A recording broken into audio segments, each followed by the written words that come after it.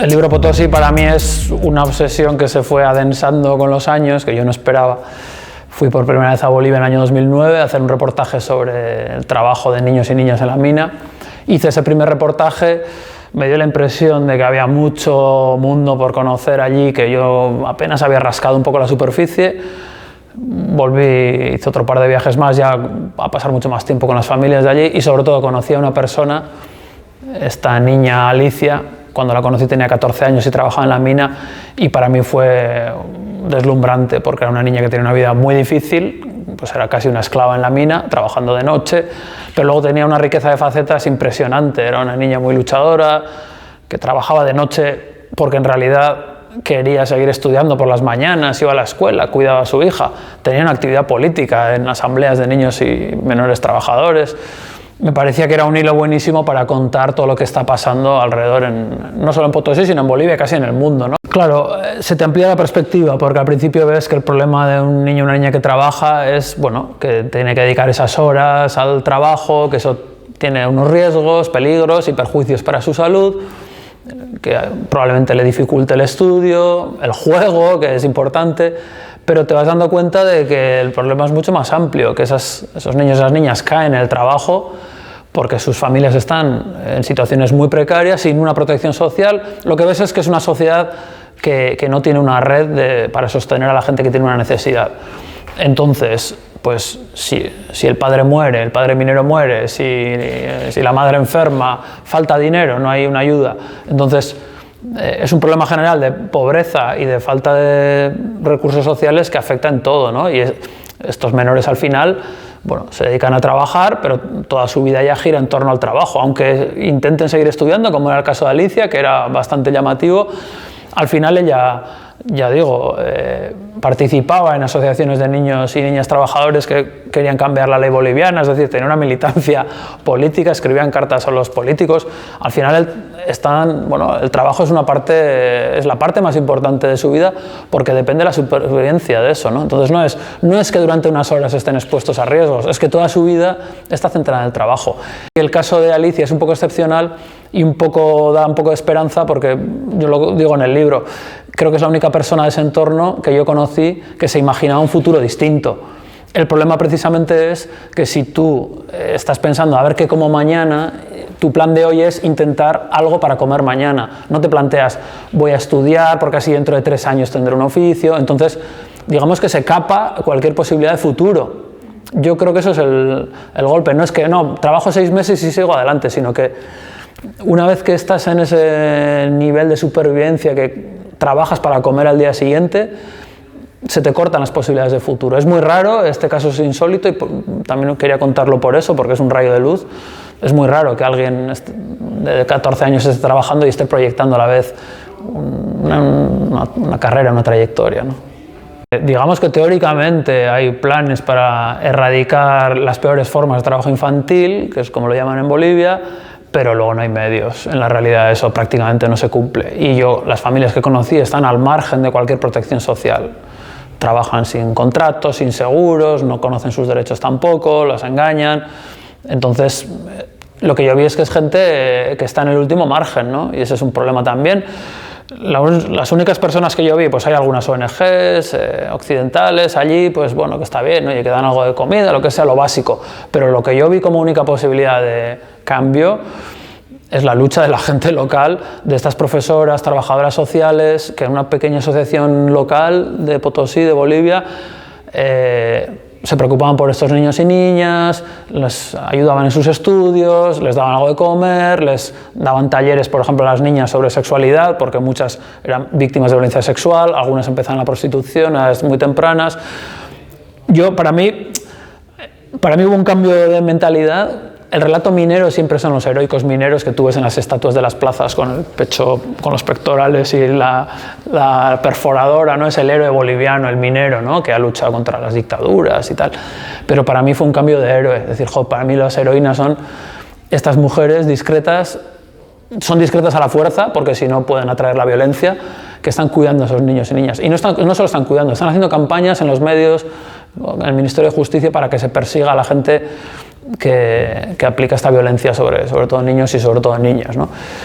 Y sí hubo ciertos movimientos en Bolivia a raíz del trabajo de estas mujeres y dan la pelea, ¿no? Yo lo que vi más esperanzador era la pelea propia de la gente, más allá de la ayuda externa, que siempre viene bien, pero si algo va a transformar esa situación es la propia gente del lugar. Yo me volvía loco buscando datos y estadísticas, no solo de niños y niñas, sino de la minería en general, de accidentes, enfermedades, y había pocos datos muy dispersos. Y decidí contar en el libro que yo no conseguía datos porque me parece que es relevante, porque creo, muchas veces es aposta. Conocí a una mujer que iba a los funerales en Potosí a preguntar de qué había muerto la persona, porque en el caso de los mineros, si fallecía en un accidente, decían muerto por parada cardiorrespiratoria.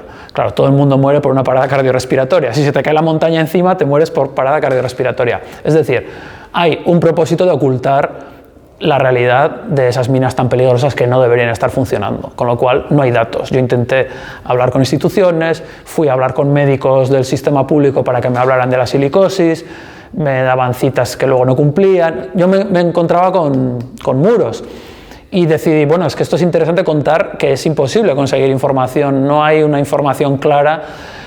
El trabajo de los niños y niñas en la mina, bueno, como es un trabajo ilegal que nadie controla y nadie persigue, es muy difícil tener cifras. Hay organizaciones que hacen estimaciones.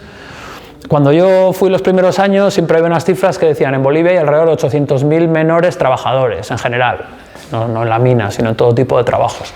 Y en la mina hay unos 13.000, yo recuerdo esa cifra, pero luego esa cifra decían, bueno, pues unos van una temporada, otros están siempre, si el precio del mineral sube van más porque hay más dinero, no sabemos realmente. Bueno, yo he leído informes que dicen que en estos últimos 10, 15 años ha bajado el número de menores que trabajan, pero ahora con la pandemia ha vuelto a subir porque está directamente relacionado con la pobreza de las familias. Si la familia tiene apuros para sobrevivir y comer, pues recurre al trabajo de sus niños y niñas porque no tienen otro remedio. Hay toda una serie de, sobre todo llaman cooperativas mineras, que es una perversión de la palabra cooperativa.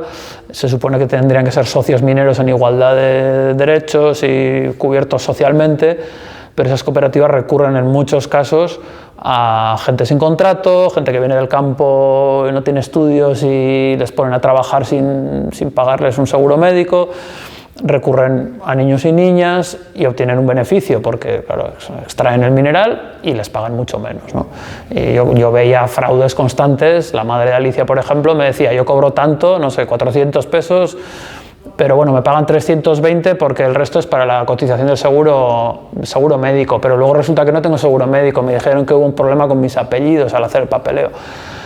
Puede pasar una vez, pero yo veía que se repetía en todas las familias. Es decir, hay una pequeña clase de dirigentes mineros que a la vez hace ostentación. En Potosí llamaba la atención la cantidad de cochazos de todoterrenos, bueno, el minero que se enriqueció y luego compró un club de fútbol, que hay ostentación, ¿no? Hay una pequeña capa que se enriquece y siempre es importante contar cuando hay explotación quién es la víctima, pero hay que contar qué sistema está permitiendo eso y quién saca beneficio, ¿no? Evidentemente dicen, no, los niños no pueden entrar a la mina, incluso te dicen las mujeres no pueden entrar a la mina, que es la primera frase de Potosí, ¿no? Hay todo un rollo ahí de control, que este trabajo es solo para los hombres porque a las mujeres pasan cosas malas, una niña sí puede entrar, o una turista, porque en el primer viaje fui a una asamblea iba a decir de padres de la escuela, que eran todo madres, obviamente, menos uno, había un hombre que trabajaba además en la mina y trabajaba de guarda.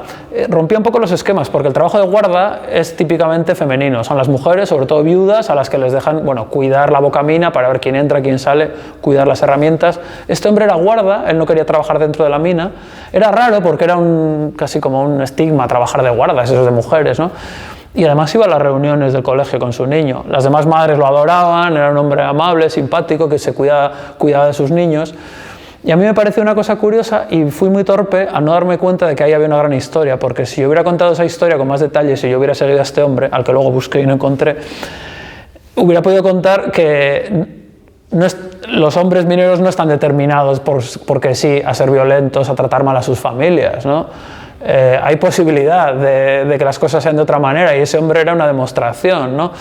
Entonces a veces te pasa eso, que vas muy centrado en una historia, ves que quiénes son los maltratadores y quiénes son las víctimas, pero a veces hay cosas que te rompen los esquemas y si no tiene reflejos, yo me arrepiento de no haber explicado esa historia en el libro y no haberlo encontrado después. Bueno, de esas minas se saca, por ejemplo, estaño, que es, bueno, se utiliza, tiene muchos usos industriales. Una de las cosas pequeñas, por ejemplo, puede ser que se usa para latas de atún, ¿no? Es muy difícil seguir la pista al mineral que sale de una mina de Bolivia, que se manda a Chile, que de Chile se manda por mar a China o a Corea o a Estados Unidos. Yo no he hecho ese trabajo. Pero yo cuando estoy en casa y cojo una lata de atún, pienso, podría ser algo de estaño sacado de Bolivia. Es improbable, pero da igual, si no está aquí, estará en otro sitio, ¿no? Y claro, hay todo un trabajo que hay gente que lo hace de rastrear de qué consumimos y quién produce, y creo que eso es fundamental y hay gente trabajando en eso para que nos digan, que seamos conscientes de que cosas que para nosotros son realmente baratas, ahora pues suben los precios de la comida, nos cuesta hacer la compra y tal, pero realmente si lo piensas nos permiten en esta sociedad pues poder acceder a hacer una compra con un sueldo normal, y eso es también porque en la base hay gente trabajando en condiciones terribles, trabajando en niños, niñas, hay gente que lo va a explicar mejor que yo hoy, pero sí, tenemos que ser conscientes, ¿no?, de que estamos en el final de una cadena que es muy compleja, yo entiendo que es muy difícil hacer la relación, pero tenemos que ser conscientes de eso, ¿no?, y exigir como consumidores, votantes, que se cuide esto, ¿no?, que veamos de dónde vienen las cosas que consumimos, quién trabaja. Es difícil porque son historias difíciles, son historias duras, y yo normalmente, cuando escribo me gusta mucho recurrir al humor, la ironía, a darle vueltas a las cosas, y aquí me costó mucho porque me parecía que si contaba cosas ligeras estaba frivolizando. Y eso me parece un error, y me di cuenta tarde, pero creo que me di cuenta a tiempo. En el libro hay algunas escenas en las que, por ejemplo, vamos al cine con esta niña y su familia, o salimos a cenar, y en esa cena hay unas conversaciones. Yo al principio descartaba esas escenas porque yo tenía las orejeras de vengo a contar la terrible historia de esta víctima. Y eso es un pecado habitual entre los periodistas, ¿no?, que ves un personaje, una persona, te sirve como personaje, como un arquetipo para que cumpla esta función narrativa. Pero claro, estás empobreciendo lo que es esa persona. Esa persona es una víctima, por supuesto, pero es muchas más cosas. Y entre otras cosas, es una niña a la que le gusta ir al cine si aparece un guiri, un periodista que le invita a ir al cine, y que se divierte, que te cuenta un chiste, y que mientras te cuenta ese chiste o esa historia graciosa, te está contando el viaje que hizo a La Paz a hablar en el Congreso delante del presidente Evo Morales, y de repente te cuenta una historia alucinante. Entonces el tono, tuve que aprender que el humor, la ironía, no quita gravedad a las cosas. Los humanos, joder, incluso en el momento más trágico, enseguida, como herramienta de superación, tenemos humor. Tú sales de un funeral, a veces no puedes, a veces, pero no es infrecuente que a la salida de un funeral los amigos, los familiares empiecen a recordar cosas del muerto y pueden llorar, pero pueden reírse de ciertas cosas. Joder, entonces el humor no es frívolo, al revés, el humor es muy importante, ¿no? Y a mí me costaba mucho, me parecía que estaba faltando al respeto. Digo, no, joder, que esta niña se ríe, hace un chiste, y por supuesto, ¿no? Me parecía un poco de ceguera por mi parte eso, sí. Mira, yo publiqué el libro, creo que en el año 2017, volví a Bolivia por tercera vez en el 18 y escribí un capítulo, después de esa última visita, que ha vuelto a salir en una edición nueva del libro, ¿no? Está también en internet. Y digo, claro, esto puede seguir creciendo, este libro, porque Alicia sigue viviendo. Ahora ya es una persona adulta, es madre, y sé que siempre ha seguido con muchas dificultades, pues por lo que digo, no hay una red de ayuda social si su madre tiene un accidente, si enferma, si hay una operación, pues ahí de repente hace falta dinero y no lo tienen, hay que volver a trabajar a la mina, buscar ayuda. Ha sido muy difícil salir adelante y le está costando mucho, pero además pues es madre de una niña, está ella sola para cuidarla y nunca ha dejado de querer estudiar. Esto es como la esperanza, ¿no? Y bueno, las últimas noticias, por suerte, son más o menos optimistas. Es que va a retomar, estaba estudiando enfermería, le faltaba poco, tenía que hacer una especie de tesis o de trabajo de fin de estudio. Y creemos que esta vez sí que va a poder terminar los estudios, y esto es muy importante para poder tener otro trabajo más seguro, con un sueldo digno, con una pequeña protección social, porque si no, cada vez que hay un problema de salud o un accidente en casa es un drama porque no tienen una red, ¿no? Así que las últimas noticias son optimistas, pero bueno, como llevamos tantos años recibiendo noticias que parecen optimistas que luego cuesta, bueno, pues somos también prudentes, pero bueno, no sé, esta chica tiene una fuerza extraordinaria.